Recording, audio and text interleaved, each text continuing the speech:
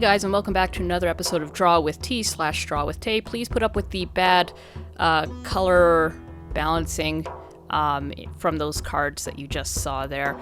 I'm trying a few different things, and I don't think it quite worked out for this episode. Anyways, let's get right into it. So those cards that I showed you, especially the hot chocolate one, I was actually hoping that'd be up on screen a little longer, but I guess I didn't film it as much as I thought. Basically, in this episode, I am doing thumbnails for yet another Christmas card. So in the last episode, you saw me do a single page, and you can see it there on the left, of the quote-unquote 10th card redo, is kind of what I'm calling it. Not a very good name, but basically I redrew the first Christmas card I ever made of my little reindeer Rudolph character, Derpydeer. Basically, it's just kind of like going back and revisiting old art and making a nice card that some people might buy. But I still wanted to do a new design this year because every single year since that first card in 2010, I've been drawing this cute little character that I call Derpydeer, who everybody thinks is Rudolph, but technically isn't. Just, you know, in my own head canon, she's her own character. So I felt like I wanted to do an original card and not just a redux card. So that's what this is. And the card that I showed you previously was of Derpydeer having a nice, relaxing hot bath in some hot chocolate. And that turned out to be one of my very popular cards. And I have a theory. It's because it's got a lovely, lovely color palette, but also the food. First of all, it's really cute to see this tiny deer just enjoying some hot chocolate in a different way than how you normally enjoy hot chocolate. But I also drew some really delicious looking cookies and some candy, a candy cane, or two, I think it's one, cinnamon stick, and some nice, delicious sort of just confectionery stuff. And I thought, well, you know what? Let's try again. Let's try doing another food card because it's not a bad idea.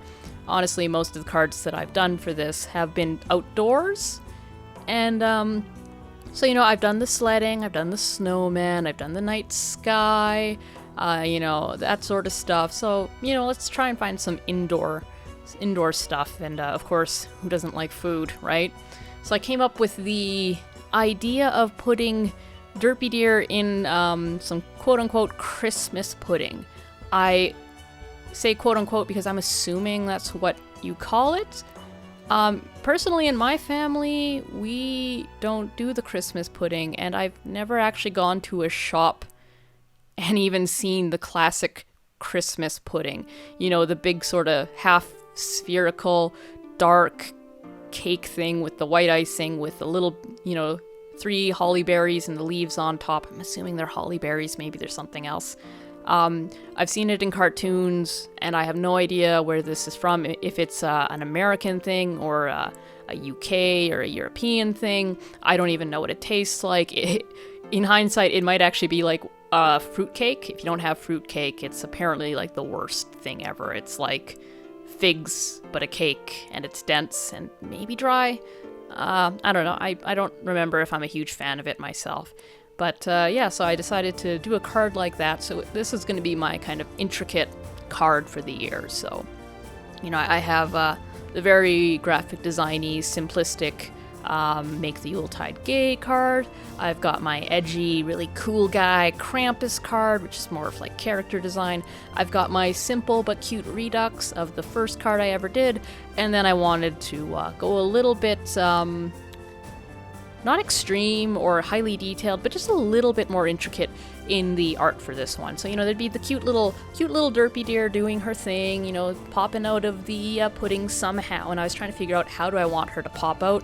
But then I also wanted it to be surrounded by very similar things to what I did in the hot chocolate card. So, you know, some cinnamon sticks, some of those chocolate-filled wafer sticks, some candy canes, you know, cookies, other cookies, more cookies, lots and lots of cookies, right? Maybe even a cupcake, just a whole bunch of delicious Christmas food stuff. Just to kind of give the idea of a feast. And oh, look, Derpydeer has gotten herself into some more food again. And she's wishing you a Merry Christmas, which I thought would look very nice in the pudding itself. I did play around with some ideas of having like having her kind of pop out through the center, and then I thought it'd be really funny and cute if you opened up the card and on the other side is actually her bum sticking out from the other end. Sad spoiler, I ended up not going with that design, and I talked about this a little bit in the last episode, but every time I do any sort of Christmas card or a design that is sort of intended to be liked by other people, not just me, and thus, bought, I do have this sort of fear that, even these little cute ideas are going to be somehow too much and offend too many people.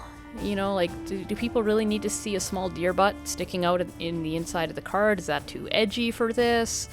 It also just, it didn't quite work. I actually didn't like just how the art looked of Derpy popping out from the center of the cake versus being at the top there. You can see kind of that image where she's sort of popping out at the top. That one I really, really liked. It just worked really well for the vertical format, which I kind of prefer, simply because when I send these cards off to print, they're intended to be vertical, and when I have to make them horizontal, I simply have to rotate the card, so I have to make it from horizontal to vertical, and I just have to pray that when I send it off, I've put the art in what I've assumed is the right orientation, and I'm not going to get cards where the art has been printed upside down or some of it's wonky, and I still have to pay them like $100 or more bucks for a whole bunch of cards I now can't sell.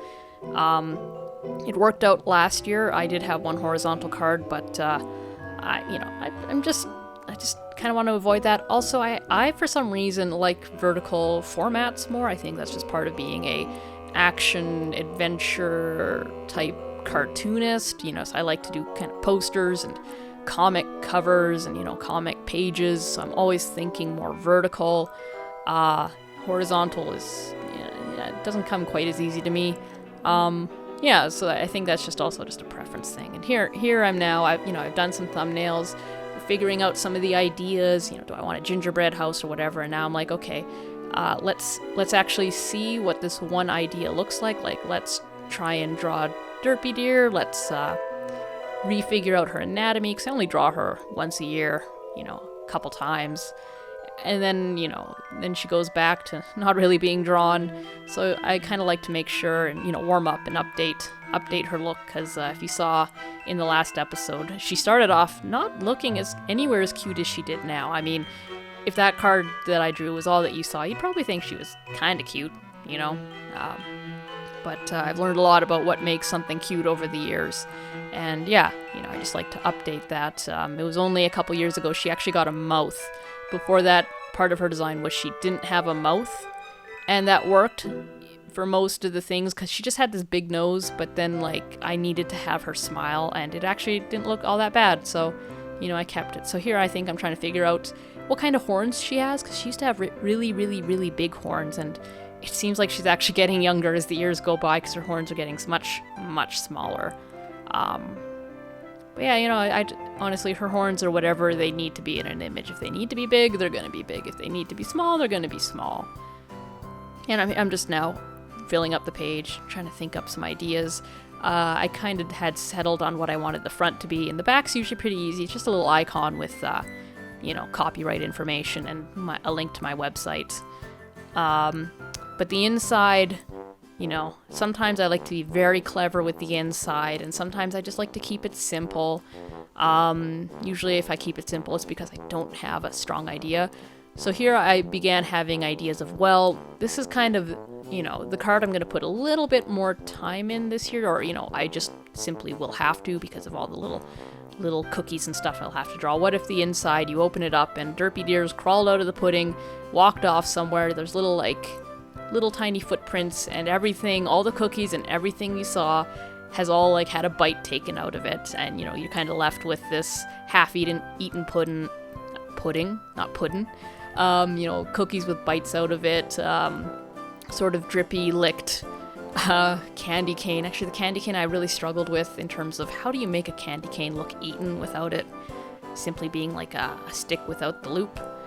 And I'm like, that's decent idea. And I thought, oh, maybe the back image could be just a plain old Christmas pudding. And then I thought, well, maybe it should be like the destroyed pudding after Derpydeer's crawled out of the pudding. And that's the thing. That's the reason you do thumbnails, right? It's how you figure out things in seconds or minutes instead of finding out right at the finish line, or right when you're sketching that this idea doesn't work. You have to go back to the drawing board and just do another guess. It can literally save you so much time. Definitely something you want to do, especially if you have a goal in mind. If you're just doodling for the sake of doodling, you don't have to do thumbnails. But if you're like, I want to do a Christmas card, it's got to have a little deer in it, then you need to start doing explorations and figuring out solutions to the problem, basically, because this sort of work is, problem-solving work. So here you can see I've drawn little kind of like the most important part of the card, and I quite like that. So I'm like, yeah, this will be the design. This is the one I like.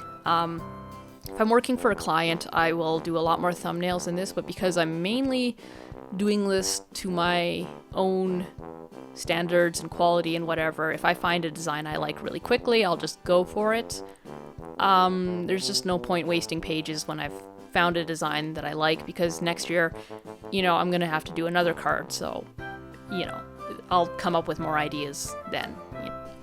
Also, because I was doing 4 cards this year in 2 different designs, a classic postcard design and the more popular folded card design, on top of having to do my Christmas shopping and work my job and do some freelancing and all that other life stuff, making videos, editing videos, I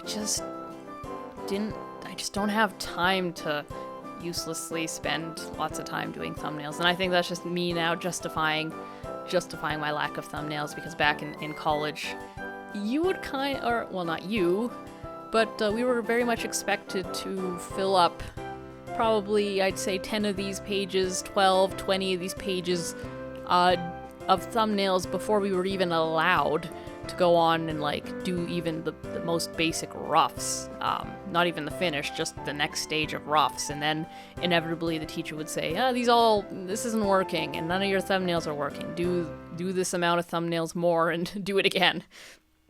But that's how art school is. It's they're just trying to push you to make you better, so that after that